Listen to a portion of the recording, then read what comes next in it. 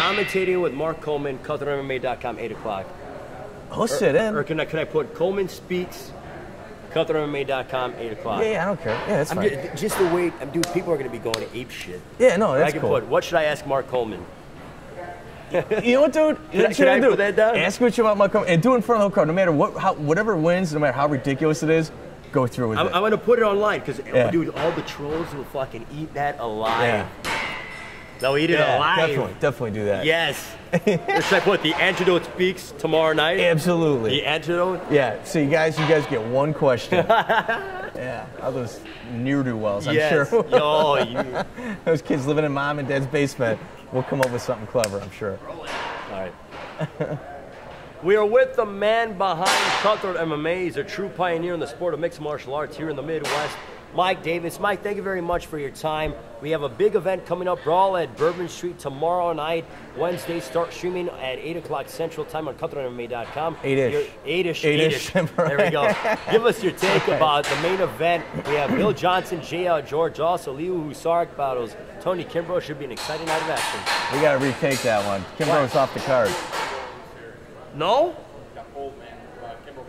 Oh, crap. Yeah. You want to just keep rolling? No. Just keep it going? But say us talking about Coleman and Sims is what you want. Man, that thing is fucking killing me. Okay. God damn. I got you. All right. Ready? Do I do personal life too? Do you want to talk about like the squeeze and shit as well? Yeah, if you want. Yeah, I don't care. It's fine. Yeah. We are with the man behind Cutthroat MMA. He's a true pioneer in the sport of mixed martial arts here in the Midwest, Mike Davis. Mike, big event tomorrow night. Brawl at Bourbon Street. Main event, Bill Johnson, J.L. George. Also, #1 contender fight between Kyle Mossman and Mike Arzeb. For years, you have been here at Bourbon Street. Another year, another season. Your take about how far Cutthroat MMA has come? You know, we started a little over 5 years ago, and when we started, there was like one gym within driving distance of here, and now we've got about 10. And if you can hear us setting a ring up right now, our organization really is a true example of the best talent in the entire region. And you know, before, when we first started, I'd say that kind of like not as confident as I am today. But when you look at who's wearing our belts and what they look like and what they've done, I don't think there's really a question. I know the only people really denying that is other promoters. Now let's talk about some of those guys that have fought inside the Brawl at Bourbon Street under the Cutthroat banner. You have guys like Mike Russo, Joe Bonotti's a WC veteran. There are some notable names that have fought inside underneath the Cutthroat MMA banner. Yeah, you know what? Actually, a lot of the guys that I really like that maybe haven't gotten the notoriety, Leo Husarek, Ryan Stonich, who fought on a WEC, Steve Reyna, who's fought all over the world. You know, they might not be household names like in the rest of the country, but they are absolutely guys that when they come here, they're not like trying to not to lose in a fight. They're trying to win, and I think that's what kind of sets our brand apart from a lot of the other organizations, particularly in this region. When you fight on one of our cards, it's always run really well.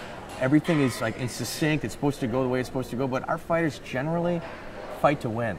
You know, it's not like a three round trying to get by and get the W. It's, you know, they're trying to finish each other, and it always makes for an exciting fight whenever an organization offers that consistently. I understand, along with fighting and having shows all over the Midwest, but you also are able to take some of the best talent and put them in other places, overseas, Costa Rica, in Russia. Tell us about being able to throw the top guys around here and picking the best and sending them to fight in these other countries, which can be huge and significant and monumental to their career. Well, you know, if anyone can pop somebody in a big organization that's got 12, 13 deep, credible, 12, 13 wins with 2 or 3 credible opponents on it. What sets us apart is about 7 years ago, Dave Strasser from Wisconsin introduced me to a guy by the name of Miguel Iturrate, who was a head of Bodog at one point. He also was in charge of Abu Dhabi at one point. Now he's hired by an organization in Costa Rica. Wherever Miguel goes, he always shows favor to me, and whatever I have on a table, he's always asking before anybody else. And it allows me to get guys in Costa Rica, as well as Max FC in Puerto Rico hired me about 4 months ago. And the mid-level talent or the low-level talent really working their way up. Maybe they don't have a lot of fights yet, but they're going to be somewhere someday. Those organizations always go to me to try to show us, hey, this is the future. Like Gabe Salinas just fought in Puerto Rico. I have no doubt probably in the next 5 to 7 fights, Gabe Salinas is in the UFC. You know, and he was our heavyweight champion. It's just I've been around in this sport from, UFC 1. It's just contacts, Now, Mike, aside from doing and being a promoter and being the brains, one of the brains behind Cutthroat MMA, you also are in law enforcement. You are shown on MSNBC nationwide on The Squeeze. Tell us about what you do in law enforcement. It's actually something I'm really proud of. My father was a gang crimes officer. You talk to any old gang guy in the city of Chicago, they absolutely know his name. He's been there, done that, and I'm kind of following in his footsteps in my real job. MMA really doesn't pay me anything. I'd be lying if I told you it did. I kind of do it because I love the sport.